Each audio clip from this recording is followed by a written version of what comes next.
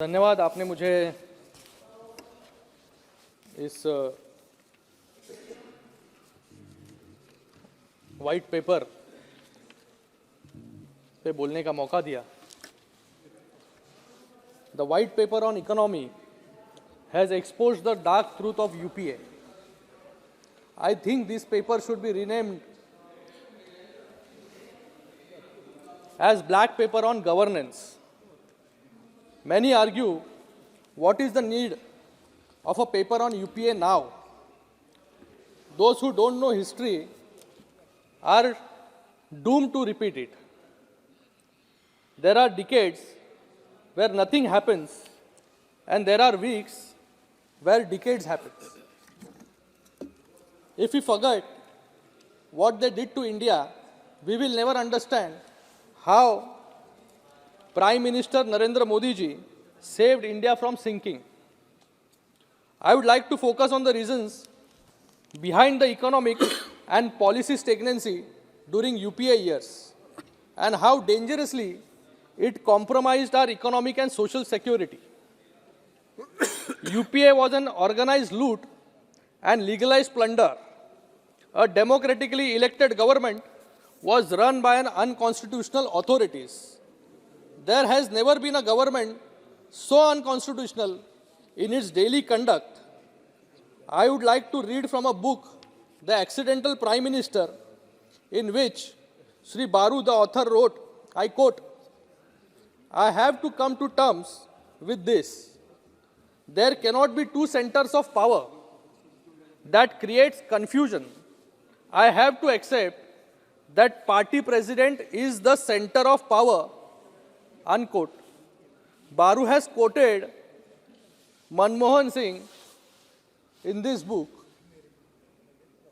This is the example of how democracy turned into monarchy and how monarchy turned into anarchy, leading to so much of corruptions. When UPA came into power, उनका slogan था कांग्रेस का हाथ आम आदमी के साथ, पहले आने के पहले। और जब वो पावर में आए तब उनका स्लोगन था कांग्रेस का हाथ भ्रष्टाचार के साथ।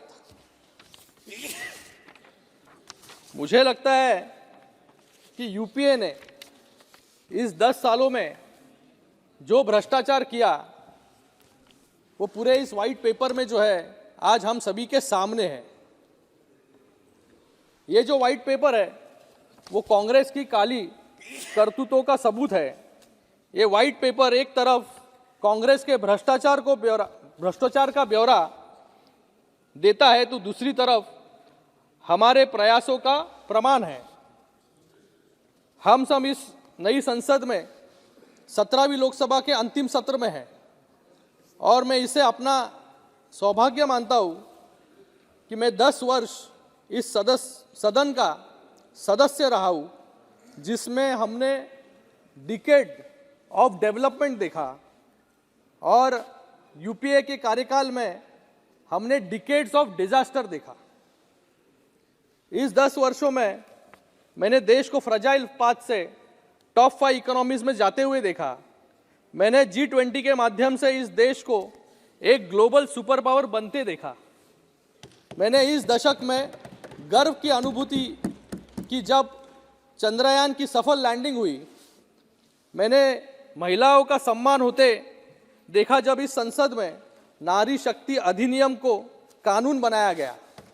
मैंने स्वर्गीय बाला साहब ठाकरे जी का भी सपना इस सदन में ही पूरा होते हुए देखा जब गृह मंत्री जी ने धारा 370 हटाने का काम भी इस सदन में किया और पूरे भारत की आस्था और वर्षों से चली आ रही मांग को भी पूरा होते हुए इस सदन में ही देखा जब हमने 22 जनवरी को अयोध्या में प्रभु श्री राम जी की प्राण प्रतिष्ठा जय श्री राम वहां पर की गई।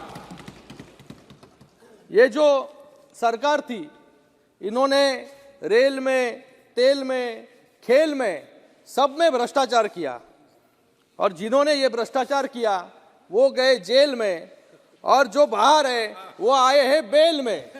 और यो जो जो जिनकी वकालत करते हैं वो आते हैं इस वेल में। ऐसी परिस्थिति जो है इनकी आज यहाँ पर है।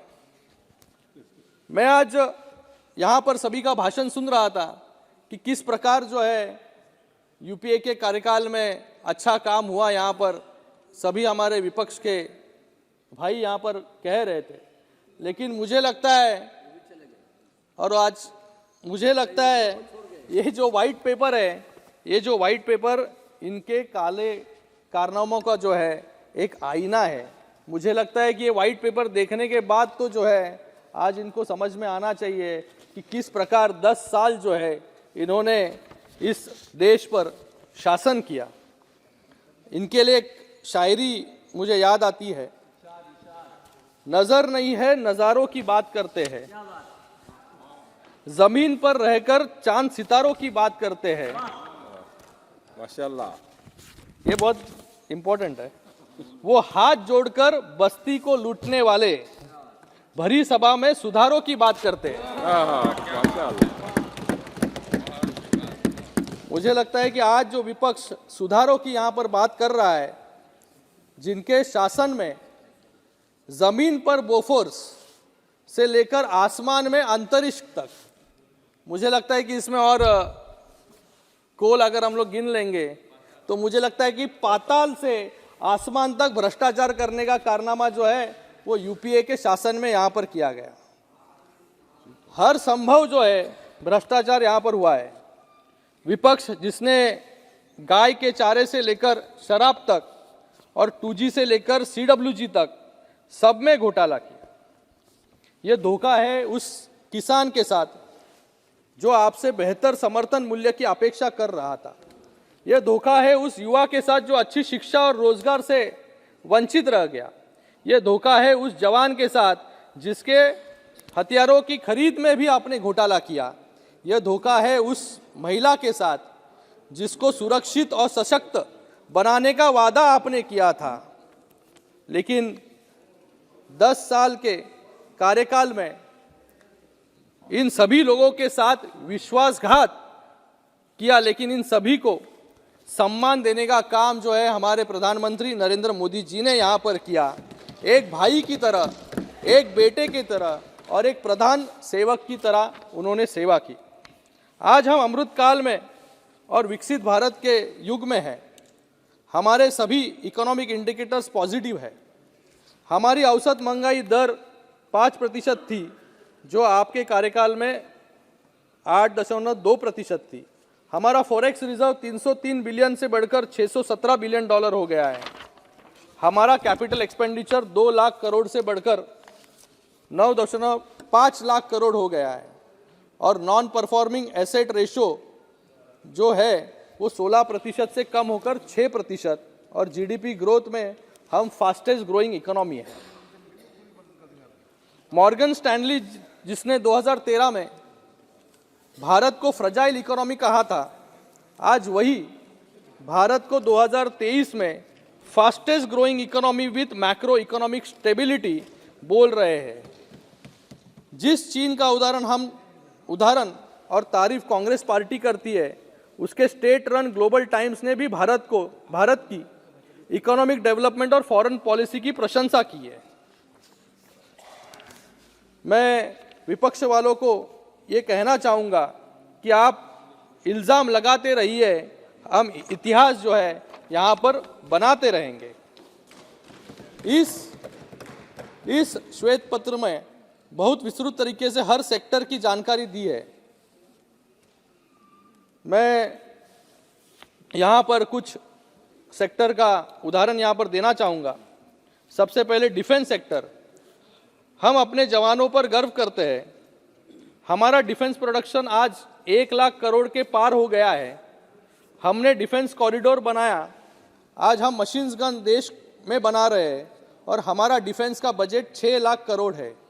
डिफेंस कैपेबिलिटी की कमी के कारण क्या परिणाम होता है, उसका सबसे प्रमुख उदाहरण हमने देखा मुंबई में, जहां पर 26/11 हमला वहां पर हुआ और जहां पर हमारे पुलिसकर्मियों के पास सिर्फ 303 राइफल थी और आतंकवादियों के पास जो है AK-47 वहां पर थी। ऐसी परिस्थिति जो है 2008 में हमारे देश की थी। पहले तो हम आतंकवाद का जवाब नहीं देते थे, लेकिन आज हम पूरी ताकत के साथ जो है सर्जिकल स्ट्राइक हो या बालाकोट का एयर स्ट्राइक हो, दुश्मन को जो है मुंह तोड़ जवाब देने का काम नरेंद्र मोदी जी ने यहाँ पर किया है। आपने हमारे सैनिकों को बुलेट प्रूफ जैकेट भी नसीब नहीं होने दिया और खुद अगस्ता वेस्टलैंड के चॉपर में यात्रा कर रहे थे। अंतरिक्ष देवास में घोटाले किए 500 करोड़ रुपए के, और न जाने ऐसे कितने घोटाले जो है आप लोगों ने जो है आपके कार्यकाल में किए।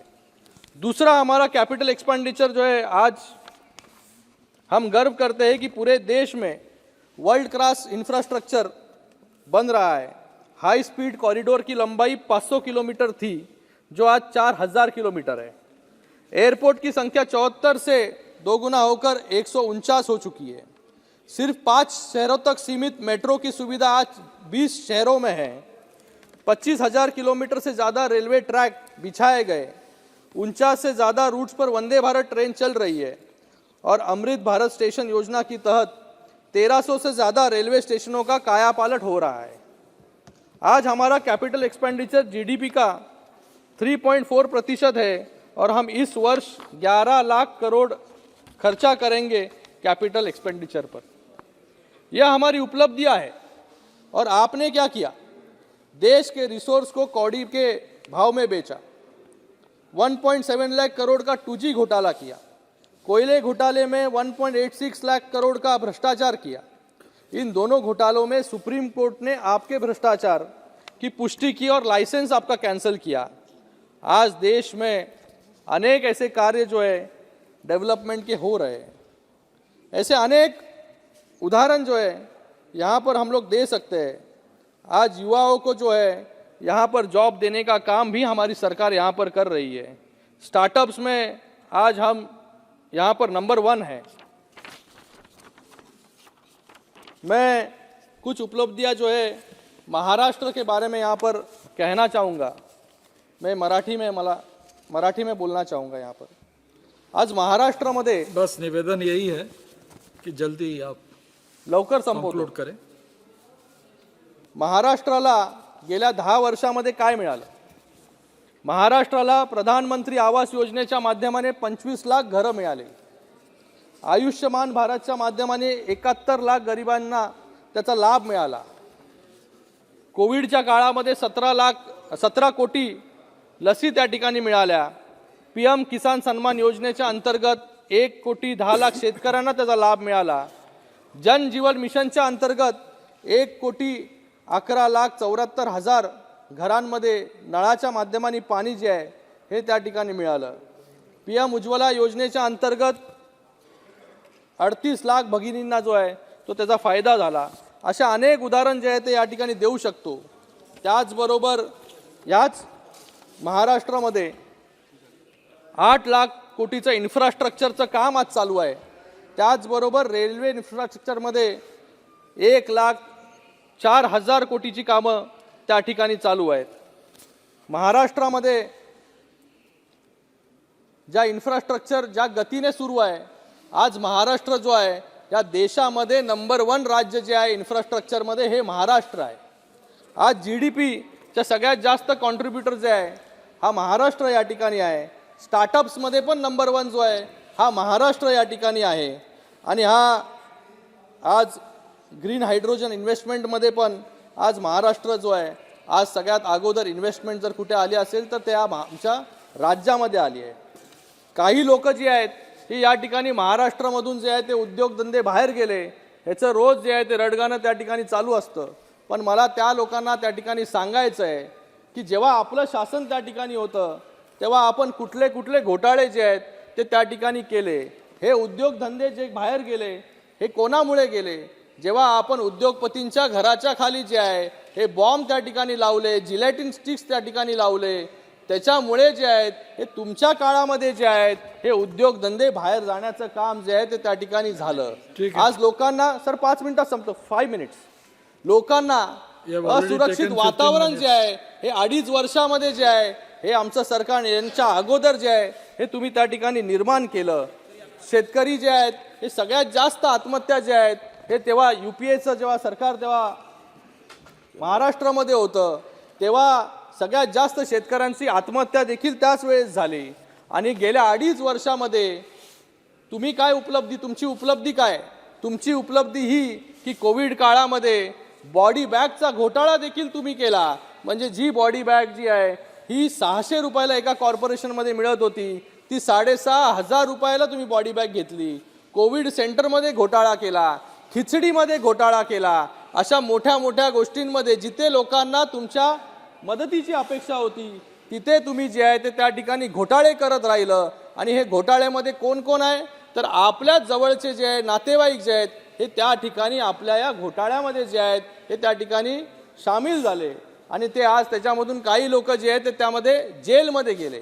पण आमचं सरकार आल्यानंतर ह्या सगळं जे इन्सेक्युअर्ड वातावरण जे होतं ते आम्ही लांब केलं. आणि आज तुम्हाला सांगतो की FDI मध्ये महाराष्ट्र जो आहे हा नंबर 1 वरती आहे. आज सगळ्यात जास्त जर गुंतवणूक कुठे येत असेल तर ती महाराष्ट्रामध्ये आहे. आणि आत्ताच दावोसमध्ये आम्ही 3.5 ते 4 लाख कोटीचा जो आहे 4 लाख कोटीचा MOU जो आहे करार जो आहे तो त्या ठिकाणी केला. आणि याच्यामधून मला वाटतं 85% पेक्षा जास्त एक्झिक्युशन जे आहे हे या ठिकाणी महाराष्ट्रामध्ये येणाऱ्या काळामध्ये त्या ठिकाणी होणार आहे. तर महाराष्ट्रामध्ये आत्ताच माननीय प्रधानमंत्र्यांनी MTHL जे गेले अनेक वर्ष फक्त पेपरवरती होतं त्याला देखील पूर्ण करण्याचं काम जे आहे या महाराष्ट्र राज्याचे मुख्यमंत्री एकनाथजी शिंदे साहेब आणि उपमुख्यमंत्रीजी देवेंद्र फडणवीस साहेब आणि अजितदादा या सगळ्यांनी मिळून त्या ठिकाणी केलं माननीय नरेंद्र मोदी साहेबांच्या मार्गदर्शनाखाली. त्यानंतर मुंबई नागपूर समृद्धी महामार्ग असेल तो देखील कमी कालावधीमध्ये जो आहे तो पूर्ण करण्याचं काम महाराष्ट्राने या ठिकाणी केलं. नवी मुंबईचा एअरपोर्ट असेल ते देखील त्या ठिकाणी आज त्याचं काम चालू आहे. लवकरात लवकर लोकांच्या सेवेमध्ये जे आहे हा नवी मुंबईचा एअरपोर्ट येईल. त्याचबरोबर धारावीची रिडेव्हलपमेंट प्रोजेक्ट असेल तो देखील त्या ठिकाणी आज सुरू होतोय. आणि त्याचबरोबर मेट्रो लाईन मुंबईमध्ये असेल 350 किलोमीटरपेक्षा जास्त मेट्रो लाईनचं काम जे आहे हे या ठिकाणी मुंबईमध्ये या ठिकाणी होत आहे. तर एवढी मोठी सगळी कामं जी आहेत ही या ठिकाणी मुंबईमध्ये महाराष्ट्रामध्ये होत आहेत मान्य नरेंद्र मोदीजी साहेबांच्या नेतृत्वाखाली.